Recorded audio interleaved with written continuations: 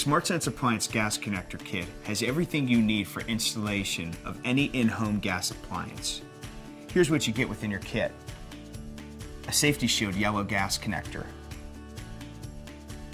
This guy here is our SmartSense excess flow and thermal shutoff valve. 2 adapters, thread sealant, and leak solution. You also need a few standard tools. 2 open-end adjustable wrenches, a brush, a soft bristle scrub brush, and a rag. To install and test our gas connector, there are only 6 simple steps in which we'll walk you through in our next tutorial.